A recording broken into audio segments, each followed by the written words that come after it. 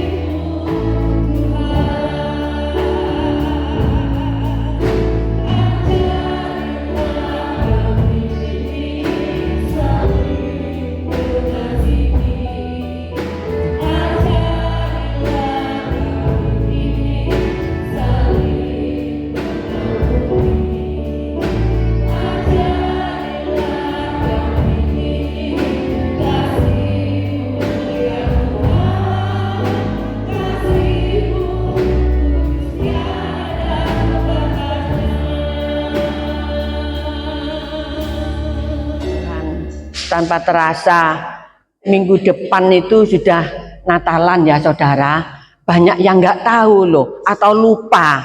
Pokoknya ayem aja gitu ya. Padahal minggu depan loh sudah Natalan. Tak tanyai saudara-saudara itu, ya besok Natalan loh. Loh iya tak loh. Banyak yang nggak tahu saudara atau lupa ya. Jangan lupa loh saudara. Bukan pagi besok ya ibadahnya, minggu itu sore. Amin. Saya akan memberikan tema pada pagi hari ini ya, karena penting, karena minggu depan sudah Natalan, perlu kesatuan dan kerukunan ya. Oleh sebab itu tema pada pagi hari ini, hidup dalam persaudaraan yang rukun ya.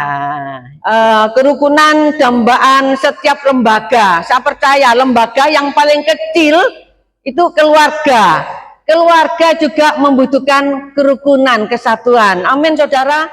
Keluarga mendambakan kerukunan. Gereja Tuhan di tempat ini juga memerlukan mendambakan kerukunan.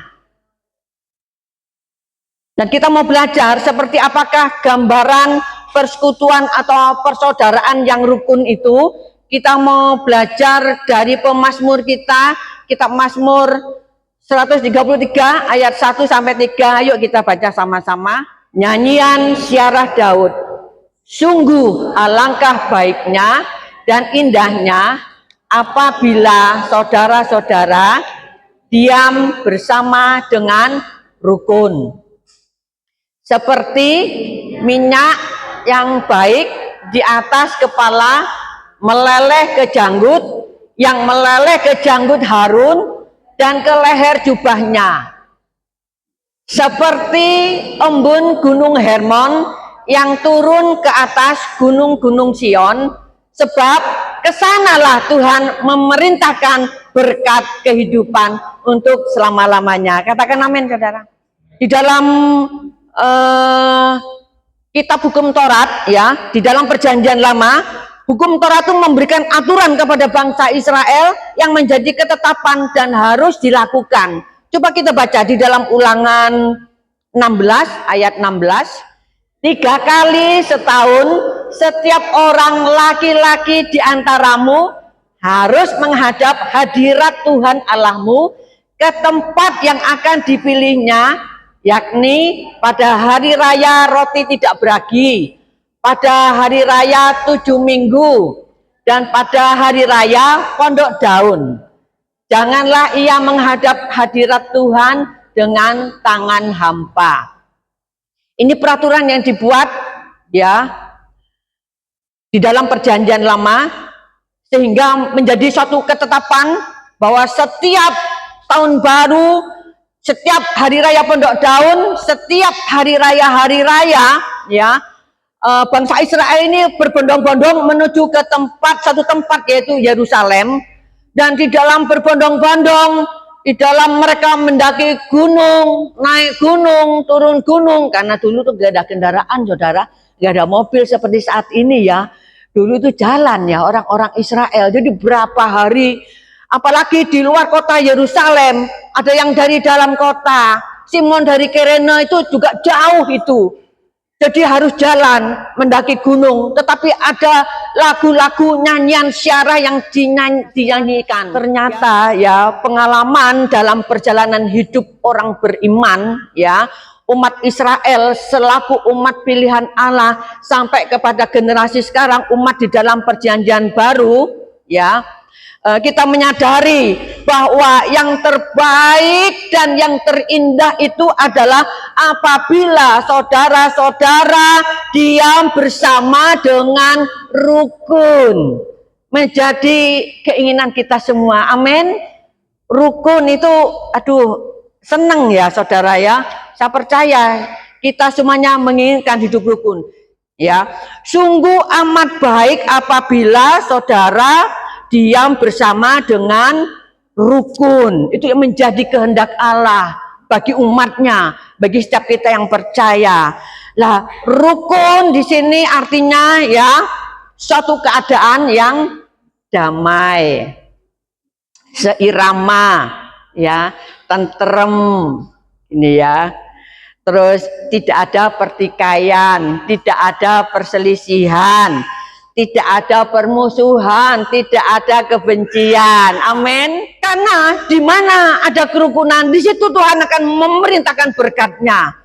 Saya percaya tiap rumah tangga juga kalau rukun bersatu dalam rumah tangga, Tuhan juga akan memerintahkan di dalam berkat-berkat-Nya ke atas rumah tangga saudara. Dan Tuhan tahu bahwa Roh Kudus itu tidak dapat bekerja di antara mereka jikalau ada perpecahan, jikalau ada perselisihan. Itulah Tuhan juga berdoa buat semua pengikutnya yang percaya, ya, supaya tetap utuh, tetap satu, sehingga Roh Kudus juga bekerja di dalamnya. Kasih sungguh-sungguh kepada Allah dan sesama ini akan membuat Allah mendekat dan mengurapi umatnya. Saudara, kita tahu ya, Roh Kudus itu tidak dapat bekerja di antara mereka jikalau ada perpecahan dan perselisihan. Oleh sebab itu kita semuanya menjaga.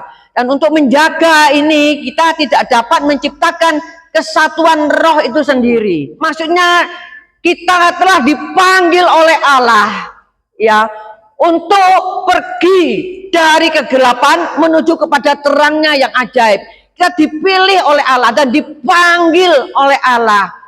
Itulah kita supaya kita berpadanan dengan panggilan itu, berpadanan dengan Injil Kristus. Jadi kesatuan roh dapat dipelihara dengan hanya tetap setia kepada kebenaran. Masing-masing kita hidup di dalam kebenaran. Masing-masing setiap kita pribadi lepas pribadi hidup di dalam kebenaran. Dengan demikian itulah ya Roh Kudus terus menyediakan roh kesatuan. Karena apa? Karena kita sudah hidup di dalam kebenaran.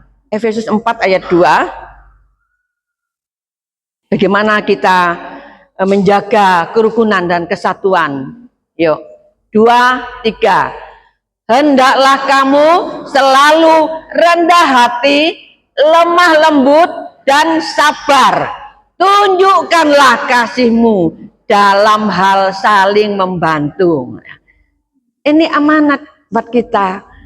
Hanya ini yang kita lakukan. Maka dengan sendirinya kesatuan itu akan tercipta. Amin, saudara. Memang tidak mudah, saudara, ya, untuk menciptakan suatu kerukunan. Kalau kita bisa rukun bersatu, itu hanya kasih Tuhan, amin, yang memberikan kepada kita.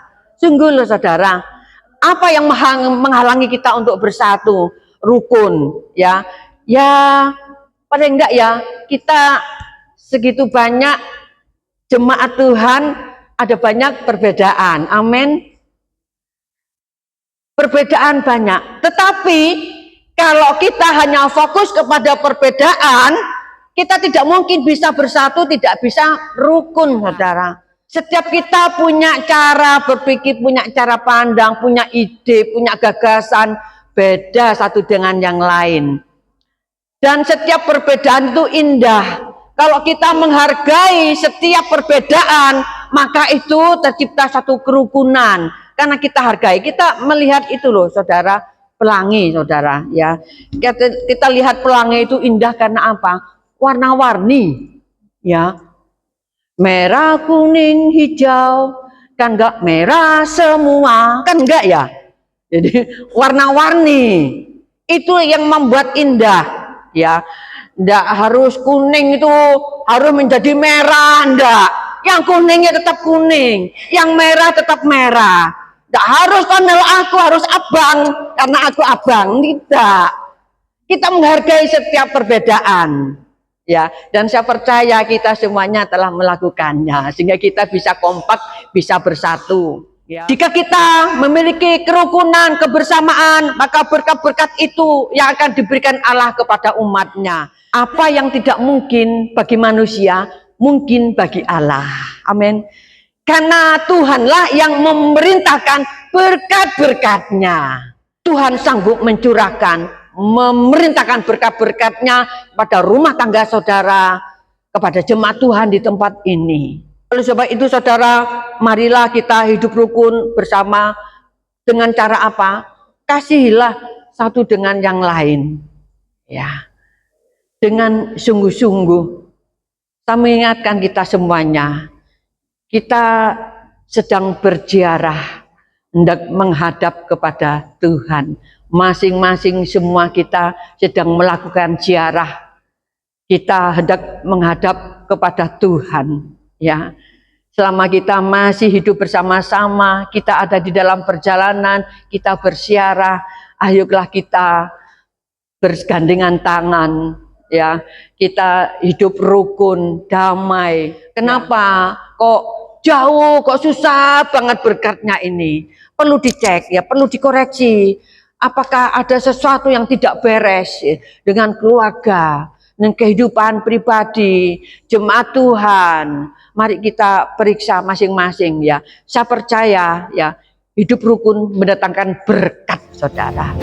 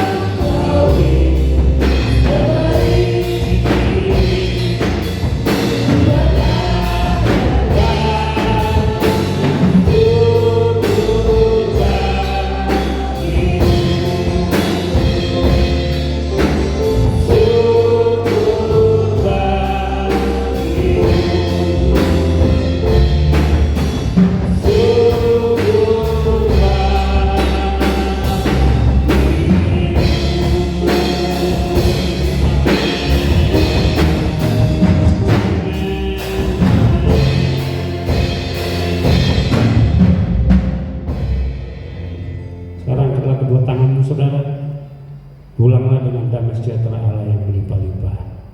Dan kekuatan Allah yang berlimpah-limpah akan tetap menopang kehidupan saudara dan saya, sehingga kita mampu melakukan segala tuntunannya dalam hidup ini. Dan berkat-berkat jasmani yang berlimpah-limpah akan memelihara hidup kami mulai hari ini sampai maranatha. Terima kasih Bapa. Semua ini kami terima dalam persekutuan dengan Allah Bapa, Putranya yang tunggal Yesus Kristus Tuhan kita, dan Roh Kudus menjamin saudara dan saya akan menikmati setiap janji-janji Allah. Di dalam nama Tuhan Yesus Kristus yang percaya boleh katakan